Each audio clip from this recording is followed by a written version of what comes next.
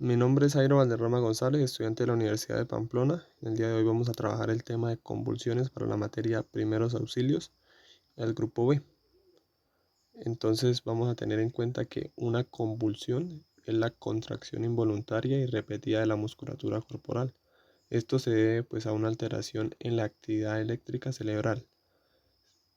Hay alteración de la conciencia y hay desconexión del medio. Una convulsión que persiste por varios minutos se conoce como un status epilepticus.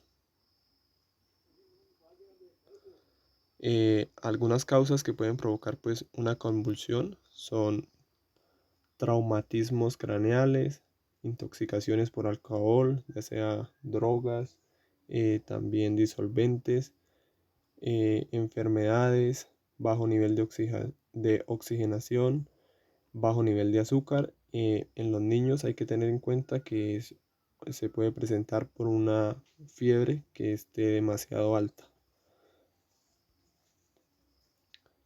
Eh, Cuando tenemos una persona en convulsión, pues presenta diferentes tipos de fase.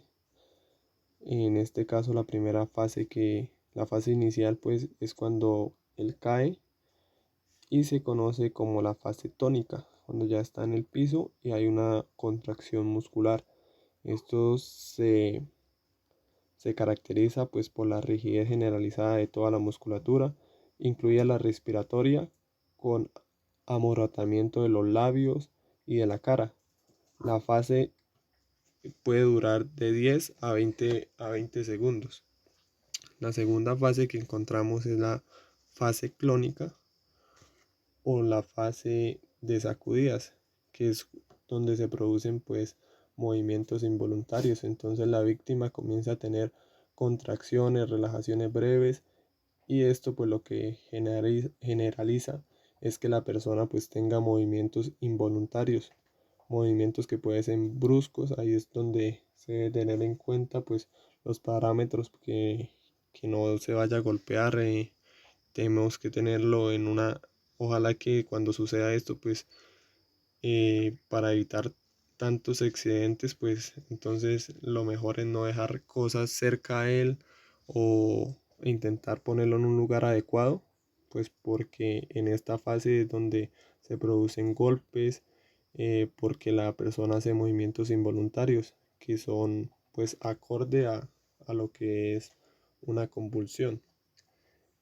Y la otra fase que ya tenemos, pues es la fase de posconvulsiva, que es donde ya se ceden los movimientos, ya la víctima entra en un estado ya de relajamiento, por así decirlo, y pues intenta despertarse progresivamente, pues siempre se levantan confusos, ya que no saben qué sucedió o qué les pasó, mejor dicho. Entonces, ¿qué debemos hacer cuando se presente una, bueno, una convulsión? Entonces, pues lo primero que debemos hacer es tener la calma, pedir ayuda, no desesperarnos.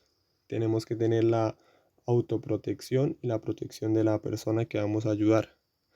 Entonces, lo segundo que vamos a hacer es que evitar que hayan objetos o cosas con lo cual la persona pues pueda tener alguna lesión. O sea, debemos de ubicar a la persona en un espacio que sea óptimo, donde no hayan objetos, donde se pueda cortar o se pueda golpear mayormente. El tercer paso que vamos a hacer es que se facilite la respiración. ¿Cómo lo vamos a hacer? Pues le vamos a aflojar la ropa. Puede ser si tiene corbata o un suéter o algo, bregar a quitárselo para que él pues se le facilite la respiración. Eh, Debemos de tener en cuenta muchos factores al momento de que una persona pues ya intente pasar el tiempo. Entonces debemos poner una almohada debajo de la cabeza para que la persona se relaje y pues pueda tener un tiempo de recuperación. Lo que no debemos hacer es ubicar objetos en la boca del paciente, eh, porque esto es un mito que siempre se ha tenido, o sujetar a la víctima fuerte. Lo que sí debemos tener en cuenta primordialmente es que debemos facilitar la respiración, pero no debemos poner nada en la boca. No, si el paciente tiene la boca cerrada, es mejor dejársela así, no debemos abrírsela, porque en ese estado, pues la persona actúa involuntariamente.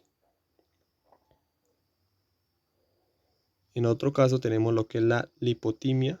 Pues la lipotimia es una pérdida breve del conocimiento debido a una disminución del flujo sanguíneo del cerebro. Entonces esto pues lo que provoca es una pequeña pérdida del conocimiento, pues que nos va a hacer que caigamos al piso. Entonces las causas primordiales que producen una lipotimia puede ser las emociones, que tengan emociones fuertes o estén haciendo una actividad física y la hagan hasta el límite. Entonces esto produce una lipotimia, o en mucho estrés por parte del trabajo, o que no se alimenten bien, o demasiada temperatura, o cuando están acostados y se levantan de una, o sea, no hacen una pausa ni nada, sino de una, produce un pequeño mareo, y ahí es donde se produce lo que es la hipotimia. Entonces, los signos que se presentan, pues, es debilidad y malestar, desvanecimiento, palidez, visión borrosa, sudoración fría, el pulso débil, náuseas o mareos. Entonces, pues, estos son los signos que debemos tener en cuenta en una lipotimia. Entonces, ¿cómo vamos a actuar nosotros ante una persona que le ocurrió una lipotimia? Entonces, lo primero que vamos a hacer es pues analizar el lugar, que no haya ningún peligro, y vamos a ponerla a la persona con la boca hacia arriba. Comprobar si ya está consciente. Si está consciente, pues lo que debemos hacer es aflojarle un poco la ropa para que tenga una mejor respiración, elevarle las piernas a una prolongación buena para que esto ayude a que la persona vuelva a su estado normal. Si la persona está inconsciente, lo primero que vamos a hacer es comprobar si la víctima respira, mirar la vía aérea, hacer la maniobra de frente mentón, donde extendemos el mentón hacia abajo y la cabeza la llevamos hacia atrás, mirar que no tenga ninguna obstrucción. Si ya respira, pues entonces la ponemos en la posición lateral de seguridad.